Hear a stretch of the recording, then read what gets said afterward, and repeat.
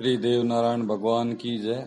इस प्रकार गढ़गोटा में और मेहंदवा, कान भांगी और बाला देव जी, साधु माता और सभी को छोचू बाट बगड़ावतों की कीर्ता सुनाते हैं। और साधु माता कहती है, कुंवर मेंदू तू सभी भाइयों में बड़ा है और अब तू गढ़गोटा का राज संभाल और गढ़गोटा का विस्तार की सोचो। इस तरीके से गढ़गोटा के राजा साधु माता मेंदू जी को बना देती है। और मेंदू जी को राजा बनाने के बाद में साधु माता कहती है कि सबसे पहले हमारे बगड़ावतों की जो सामान लूट के ले गए थे राजा, उस सामान को वापस लेकर के आओ और जिस जिस राजा से जो सामान लेकर के आओगे उस राजा को जीत के आओ। इस तरीके से हमारे राज का विस्तार होता रहेगा। और इनमें सबसे पहले सवाई भोज की बौड़ी घोड़ी को लेकर के आओ। मेरे उस घोड़ी का बहुत दुख है, वो बहुत लाडली घोड़ी रखते थे सवाई भोज, और सवाई भोज को वो घोड़ी बहुत अच्छी तरीके से रखती थी। अब वो घोड़ी किस हालात में है, मेरे को उस घोड़ी की बड़ी चिंता हो रही है। सबसे पहले साधु माता कहती है कि बौड़ी घोड़ी को लेकर के आओ। तो छोचू बाट और बाला देव जी घोड़ी को लेने के लिए चल देते हैं। घोड़ी थी सांवर में, जहाँ गुजरात का कच्छ का इलाका है, उस जगह पे टापू हुआ करते थे और उन टापुओं पे कई राजा अपने रियासतें बना करके अपना राज वहाँ से करते थे। सुरक्षा की दृष्टि से ये टापू पर कई राजधानियाँ बनाई गई थी। उन राजधानियों का यह फायदा था कि समुद्र को पार करके बाहर की सेना बहुत ही कम आकर के आक्रमण करती थी, क्योंकि सेना को टापू तक पहुंचने में बड़ी परेशानी होती थी। तो बौड़ी घोड़ी को सावर का राजा दिया ले गया था, और ये दिया जोध है और एक दिया जोध नीमरे का सेनापति भी था। तो सावर का दिया जोध जो है इस घोड़ी को ले गया था और सावर के टापू पे इसको रखी थी। तो छोचू बाट जी रास्ता जानते थे और छोचू बाट जी बगड़ावतों के सभी राजों को जानते थे, इसलिए छोचू बाट जी और बाला देव जी वहां से घोड़ी को लेने के लिए रवाना हो जाते हैं। घोड़ी को लेने जाते हैं तो रास्ते में चलते चलते जंगल आता है। जंगल में एक शेर मिल जाता है। शेर को देख करके छोचू बाट जी कहते हैं, बाला देव जी ये शेर जब मैं सवाई भोज के साथ आता था तो भी मिलता था और सवाई भोज इस शेर से खेलते थे, ये शेर हमारा कोई नुकसान नहीं करेगा। छोचू बाट ने ये बाला देव जी से कहा। उस तरीके से शेर के मुंह पे मुक्की मार के बाला देव जी शेर को रास्ते से हटा देते हैं और वहां से आगे चल देते हैं। आगे चलने पर छोचू बाट जी और बाला देव जी ये प्लान करते हैं कि छोचू बाट कहते हैं बाला देव जी से कि बाला देव जी हमको युद्ध नहीं करना, हमको खाली बौड़ी घोड़ी छुड़ा के लेके आनी है, क्योंकि सावर के दिया जोध से हमारी कोई लड़ाई नहीं है और दिया जोध तो राण के राजा की मदद में आए थे और जो राजा जीतता है उसकी सेना सामान लूट के ले जाती है। इसलिए हमको किसी तरीके से घुमा फिरा के अपनी घोड़ी निकालनी है, उसके बाद फिर उस राजा से बातचीत करेंगे। वो हमारी अधीनता स्वीकार करता है या नहीं करता है वो जब देखेंगे। अगर हमने डायरेक्ट युद्ध कर दिया तो वो राजा मारा जाएगा और बौड़ी घोड़ी का पता हमको कोई नहीं बताएगा और हम खाली हाथ चलेंगे, हमको बौड़ी घोड़ी नहीं मिलेगी। क्योंकि बौड़ी घोड़ी कोई सामान्य घोड़ी नहीं थी, उसको कहीं अलग जगह पे रखा होगा और वो शहर से कहीं दूर होगी। इन बातों का दोनों छोचू बाट और बाला देव जी बातचीत करते करते चलते जाते हैं। रास्ते में एक जगह विश्राम करते हैं, उसके बाद शाम हो जाती है जब रुक जाते हैं। अगले दिन वहां से फिर रवाना होते हैं और दोपहर के आसपास, दोपहर बाद सावर में पहुंच जाते हैं।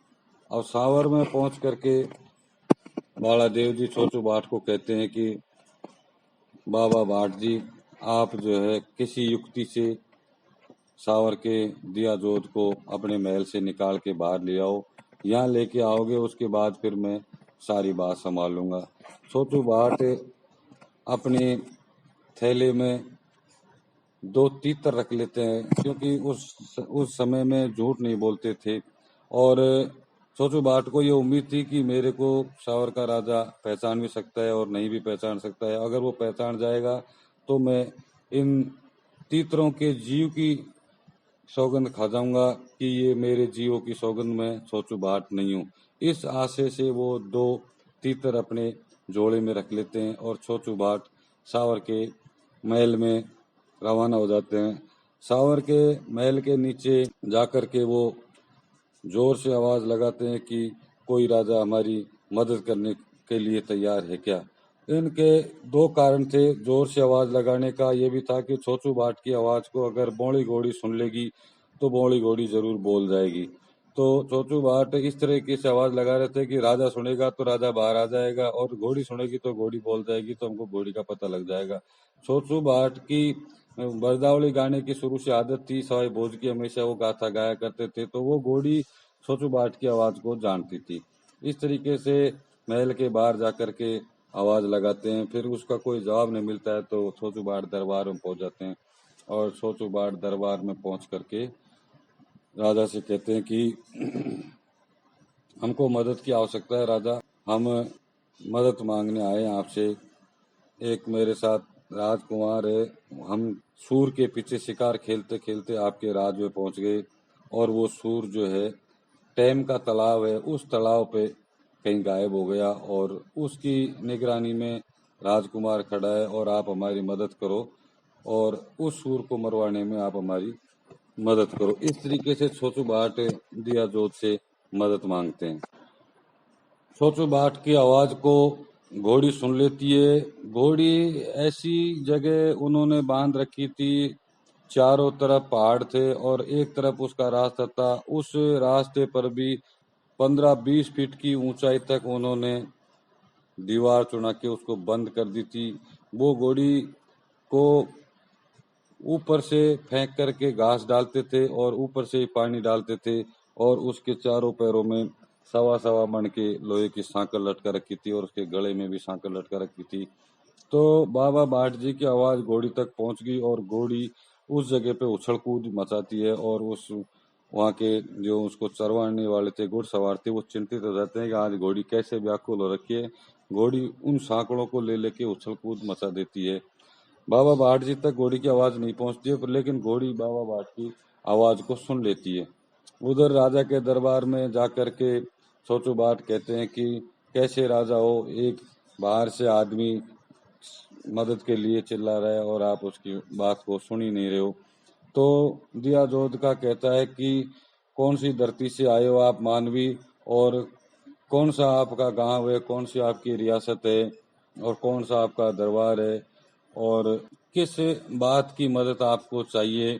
बाबा बाट जी कहते हैं मैं हूँ नागौर, मेरा गांव है सागरदा गागदा की बावड़ी के पास से हम चल रहे थे और वहां से एक सूर उठ गया और वो नागौर का जो कुंवर मेरे साथ है वो आपका दोस्त का बेटा है और वो सूर का शिकार खेलने की शौक में चल दिया। मैं उसके साथ आ गया और सूर के शिकार करते करते हम आपके यहाँ टाइम के तालाब पे पहुंच गए और टाइम के तालाब पे आकर के ये झाड़ियों में सूर छुपा हुआ है।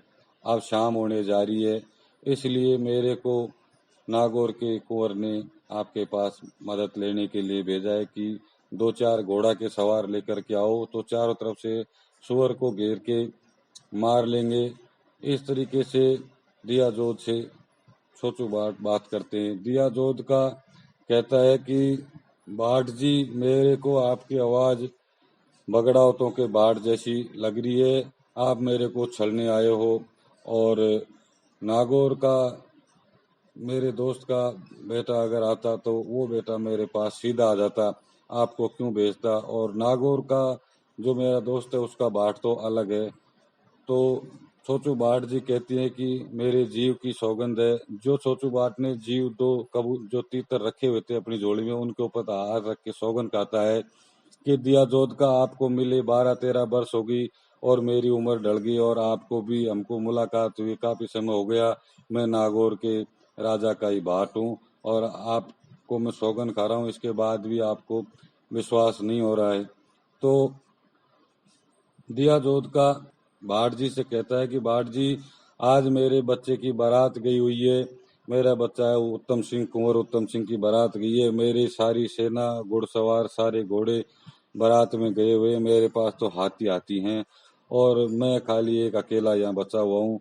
आप ऐसे करो, आज आज रुक जाओ, कल मेरी बारात आ जाएगी और मेरी सेना आ जाएगी, फिर मैं उस सूर को मरवा दूंगा।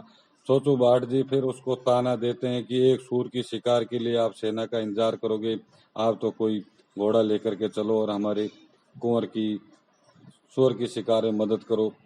तो बाबा भाट जी से वो असमर्थता जताते हैं कि मेरे पास घोड़ा नहीं है। तो भाट जी कहते हैं कि आपके पास कैसे नहीं है घोड़ा, आपके पास सवाई भोज की लूटी हुई घोड़ी रखी है और वो घोड़ी की तो मैंने बहुत कीर्ता सुनी हुई है, उस घोड़ी पे बैठने के बाद तो वो हवा से बातें करती है, आप उस घोड़ी को लेकर के और चलो और हमारे कुंवर की मदद करो।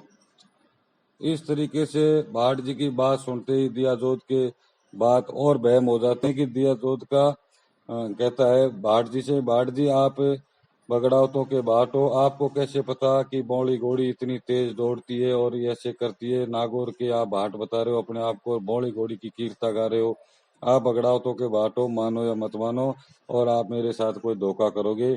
इस तरीके से फिर दोबारा से सोचू भाट अपने जीव की सौगंध खा जाते हैं कि मैं आपके सामने मेरे जीव की सौगंध खा रहा हूँ, मैं झूठ नहीं बोल रहा हूँ, और मैं बगड़ावतों का भाट होता भी तो यहाँ क्यों आता आपके पास, मेरा क्या लेना देना। जब बगड़ावती मारी गई और बगड़ावतों का मैं भाट होता तो मैं घोड़ी को लेने मैं क्यों आता, आते तो उनकी औलाद आती और युद्ध करते तो वो करते, मेरा तो मांगना खाने का काम है, मैं तो उनसे कीर्ता गा के कवि होकर के इनाम लिया करता था, अगर मैं बगड़ावतों का भाट होता तो भी। वैसे मैं बगड़ावतों का भाट नहीं हूँ, मैं नागौर के राजा का ही भाट हूँ। इस तरीके से वो दोबारा से जीव की सौगंध खा जाते हैं और दिया जोध का कहता है कि भाट जी, घोड़ी तो वो जरूर है लेकिन वो घोड़ी ऐसी है कि उसने आज तक किसी को पीठ पे बैठने ही नहीं दिया है और मैं उसकी पीठ पे बैठ नहीं सकता, और चारा चराने वाले जो उसके घुड़सवार हैं वो भी उसके आसपास नहीं फटकते हैं। 6 महीने में एक दो घुड़सवार को वो मार देती है, एक दो घुड़सवार को वो चबा जाती है, उस घोड़ी को बहुत गुस्सा आता है और उस घोड़ी पर बैठने की हिम्मत किसी की नहीं है। वो तो हम उसको लूट के ले आए और हमारी बात का सवाल है, इसलिए हमने उसको परकोटे में चारों तरफ से बंद करवा के रखी हुई है और उसके सारी छेवटी या उसके ऊपर जीन बांधने की किसी की हिम्मत नहीं है, उस घोड़ी को मैं लेकर के नहीं चल सकता। तो छोटू बाट कहते हैं दोबारा से कि आप इस बात की चिंता मत करो, आप तो मेरे को उस घोड़ी तक लेके चलो, और मैंने बहुत घोड़े पढ़ाए बचपन में, मेरे को घोड़ा घोड़ी की उछलने कूदने के तरीके मालूम है, मैं कैसी भी बदमाश घोड़ा घोड़ी को बैठ के चला सकता हूँ, आप तो मेरे को उस घोड़ी तक लेके चलो और मैं आपको घोड़ी के ऊपर जीन कस के तैयार करके दूंगा, फिर तो आप आराम से बैठ जाओगे। तो फिर उसके वहम आ जाता है दिया जोध के कि ये इतनी जिद कर रहा है बौड़ी घोड़ी पे बैठने की और इसको पता नहीं है कि बौड़ी घोड़ी कितनी खतरनाक है। और फिर दिया जोध का इस तरह कहता है कि आप बगड़ावतों के भाट हो, आपको उस घोड़ी के बारे में ज्यादा जानकारी किस प्रकार से है। फिर दोबारा से भाट जी अपने जीव की सौगंध खा जाते हैं। जब 3 बार भाट जी जीव की सौगंध खा गए तो उसके यकीन हो गया दिया जोत का कि चलो ठीक है, अगर ये बाट बगड़ावतों का होगा भी तो वो घोड़ी इसको जान से मार देगी, और ये जो भी कोई होगा उसको घोड़ी जान से मार देगी। इस तरीके से वो उम्मीद करके और दिया जोत का चल देता है बाट जी के साथ, और बाट जी के साथ जाने के बाद में भाट जी घुड़सवार को भाट जी के साथ राजा भेज देते। घुड़सवार के साथ भाट जी घोड़ी के पास चले जाते हैं, घुड़सवार गेट को खोल करके वापस भाग के दूर खड़ा हो जाता है।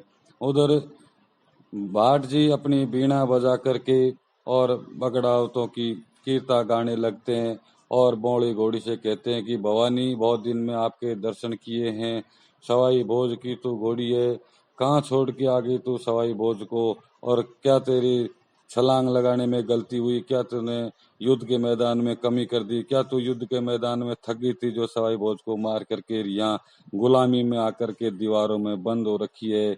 और बौड़ी घोड़ी, मैंने आपको 12 बरस से ढूंढ रहा हूँ, मुझे ये पता नहीं है कि तुम कहाँ छुपी हुई हो, और आज मैं तुमको लेने के लिए आया हूँ। आज मेरी बात को रख देना, खाली 2 घड़ी के लिए इस राजा को अपने ऊपर बैठ जाने दे, उसके बाद मैं तेरे को छुड़ाने के लिए आया हूँ। और बगड़ावतों का बाला देव जी मेरे साथ आया है, जो तेरे को ले करके जाएगा। और मैंने तेरे को बहुत दुनिया में ढूंढा है। और इस तरीके से वो अपनी सारंगी बजा करके बगड़ावतों की भाषा में बौड़ी घोड़ी के सामने बोलते हैं, और बौड़ी घोड़ी के सामने बगड़ावतों की कीर्ता गाते हैं। तो बौड़ी घोड़ी कहती है, बाबा बाबा भाट जी, इस सारंगी को तो बिल्कुल मत बजाए, और बगड़ावतों की कीर्ता तो बिल्कुल ही मत गाए। जैसे जैसे तू बगड़ावतों की कीर्ता गाता गाता है, वैसे वैसे मेरे कालजे में छेद होता है और मेरे को गुस्सा आता है, और मैं यहाँ से अगर निकल गई तो मैं दिया जोत को जान से मार दूंगी। और आप बगड़ावतों का इस समय कोई नाम मत लो, और मैं किसी को मेरे ऊपर नहीं बैठने दूंगी। इस तरीके से बाबा भाट जी से घोड़ी कहती है। बाबा भाट जी घोड़ी से निवेदन करते हैं, घोड़ी आज आज मेरी थोड़ी देर के लिए बात को रख ले, और मैं आपको यहाँ से छुड़ाने के लिए आया हूँ। और अगर इतनी तेरी ताकत थी तो तूने फिर सवाई भोज को युद्ध में मरने ही क्यों दिया। आज तो इतने नाटक कर रही है कि मैं ऐसे कर दूंगी वैसे कर दूंगी। जब तेरे पास ताकत थी, तू चावंड का अवतार थी, तू भवानी थी, तो जब युद्ध के मैदान में ये दिया जोत का लड़ रहा था, उस समय इसको क्यों नहीं मारा। आज तो तू मारने के लिए तैयार हो रही है, जब मैं तेरे सामने आ गया, और सवाई भोज को युद्ध के मैदान में क्यों छोड़ के आ गई। इस तरीके से बाबा भाट जी जो है घोड़ी को ओळमा देते हैं, और कहते हैं कि तेरे को साधु माता ने दूध बूरा खूब पिलाया, तेरे को घी में गला गला के खूब दाल खिलाई, तेरी सेवा करने में साधु माता ने कोई कमी नहीं छोड़ी, तेरी सेवा करने में सवाई भोज ने कोई कमी नहीं छोड़ी। तेरे को जब भी सवाई भोज सवार होते थे दारू पिलाया करते थे, तेरे को मद पिलाने में सवाई भोज ने कोई कमी नहीं छोड़ी। और तू सवाई भोज को युद्ध के मैदान में छोड़ करके यहाँ दुश्मनों के सावर में आकर के बंधन में पड़ी हुई है, और ऊपर से मेरे ऊपर लांछन और लगा रही है, कह रही है कि बगड़ावतों की कीर्ता मत गा। इस तरीके से घोड़ी को भाट जी ओळमा देते हैं, और घोड़ी भाट जी की बात को मानने को तैयार नहीं होती है। वो कहती है कि मैं ऊपर तो नहीं बैठने दूंगी बाबा भाट जी, ठीक है मैं उद्यम नहीं करूंगी, लेकिन शावर के राजा दियाजोद को तो मैं मेरी पीठ पे नहीं बैठने दूंगी। सवाई भोज के सिवाय तो मैंने किसी दुश्मन को मेरी पीठ पे बैठने दूंगी ही नहीं। और फिर बौड़ी घोड़ी पूछती है, बाबा भाट जी, कोई ऐसा जन्म लिया है क्या बगड़ावतों की औलाद ने, जो वापस से सवाई भोज की तरह गोठा में राज कर सके। कोई ऐसे समाचार हैं तो मेरे को बताओ। बाबा भाट जी घोड़ी से कहते हैं कि घोड़ी, सूखे पीपल हरे हो गए हैं, और सूखे पीपलों में हरे होकर के फल आ गया है, और वो फल लग गया है, तेरे को चिंता करने की जरूरत नहीं है।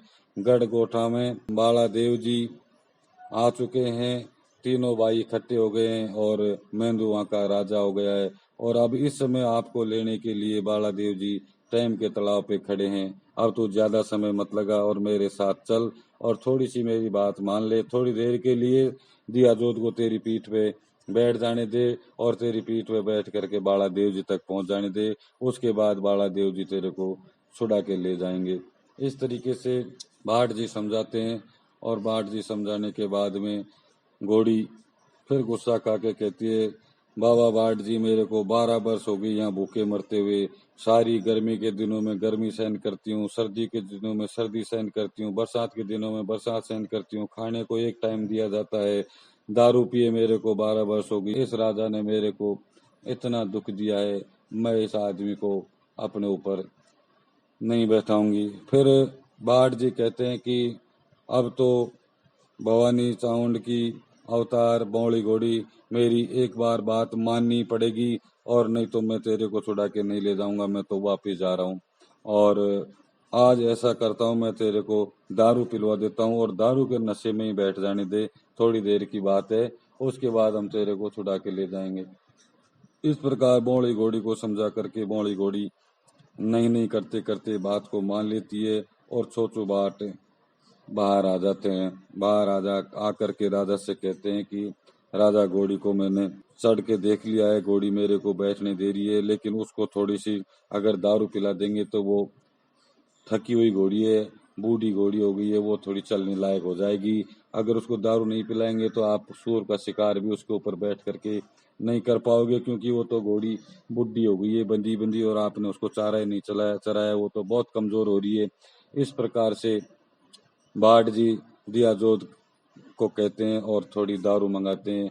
घोड़ी को दारू पिला देते हैं। घोड़ी को दारू पिला करके छोचू बाट उसको पकड़ करके बाहर ले आते हैं। बाहर ला करके राजा के दरबार में लाके खड़ी कर देते हैं और छोचू बाट कहते हैं कि इसका सजावट का सामान दे दीजिए। दिया जोत का सजावट का सामान दूसरे घोड़ों का दे देता है। सवाई भोज का सामान जो घोड़ी के साथ आया था वो नहीं देता है। तो भाट जी कहते हैं कि दिया जोत का इस घोड़ी पे छोटे मोटे घोड़ा घोड़ियों के सामान तो जचेंगे भी नहीं और सदेंगे भी नहीं और इस पे आएंगे भी नहीं, आप तो इसी घोड़ी का श्रृंगार निकालिए। इस बात को सुनकर के दिया जोत के फिर वहम हो जाता है कि आपको कैसे पता है कि इस घोड़ी के ऊपर क्या श्रृंगार था। तो छोचू बाट जी कहते हैं कि मेरे जीव की सौगंध, मैं सही कह रहा हूँ, मैं बगड़ावतों का बाट नहीं हूँ, लेकिन मैंने इस घोड़ी को पुष्कर के मेले में जब घोड़ा घोड़ियों का मेला भरता था तो सवाई भोज के साथ मैंने कई बार इस घोड़ी को देखा है, इसलिए मेरे को ये पता है कि ये बौड़ी घोड़ी है और ये सवाई भोज की घोड़ी है। इस पर कैसी जीन और कैसे कैसे श्रृंगार इसके होते थे ये मैंने पुष्कर के मेले में कई बार नागौर के राजा के साथ आया हूँ, तो सवाई भोज से मैंने बातचीत भी करी है, ये घोड़ी भी मैंने देखी है। अब इस बात को मान करके और दिया जोत का घोड़ी का सारा सामान निकाल देता है और सोचो बात अपनी घोड़ी को, बौड़ी घोड़ी को सारा सामान पहना देते हैं, सारा श्रृंगार कर देते हैं और बौड़ी घोड़ी को दारू पिला देते हैं। इस प्रकार घोड़ी का वो सोचू बाट जी श्रृंगार करते हैं। घोड़ी का श्रृंगार करने के बाद में दिया जोत का घोड़ी पर बैठने को सवार होता है। तो दिया जोत के 4 रानियां थी, एक जूतरगढ़ की थी, एक मोरवज की राठौड़ थी, एक चांदवाड़ की थी, एक चांदरोट की थी, मारोटों की। ये चारों रानियां दिया जोत से मना कर देती हैं कि आज हमको बहुत बुरे सपने आए हैं, बहुत अपशगुन हो रहे हैं, सारी सेना हमारी बाहर गई हुई है और आप पीछे से इस घोड़ी को लेकर के जा रहे हो, ये घोड़ी आपको मारेगी और आप आज इस घोड़ी पर बैठ करके कहीं भी मत जाओ और कल बारात आ जाएगी, उसके बाद आप चले जाना। तो उनकी बातों को सुनकर के दिया जोत का सोचने लग जाता है। तो भाट जी फिर दिया जोत के को समझाते हैं कि तू काहे का राजपूत है, लेडीजों की, औरतों की आवाज को सुनकर के, औरतों की बातों को सुनकर के और युद्ध के मैदान से पीछे हट रहा है, और वो भी सूर की शिकार के लिए। कोई शेर की शिकार होती तो सोचना भी पड़ता, और इस तरीके का उसको ताव चढ़ाते हैं बाबा भाट जी। और उन रानियों की बात को दिया जोत का नहीं मानता है और घोड़ी पे बैठ करके और दिया जोत का शिकार खेलने के लिए चल देता है। फिर इतना कहने के बाद भी रानियां जबरदस्ती से उसको रोकने लग जाती हैं।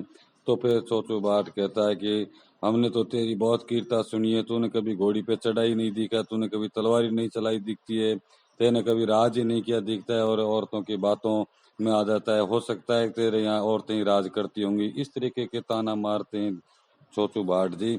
तो दिया जोत को गुस्सा आ जाता है और वो सवार होकर के घोड़ी पे चल देता है। उसको सामने से खुले बालों वाली एक औरत मिलती है और काले बैल लेकर के तेली मिल जाता है।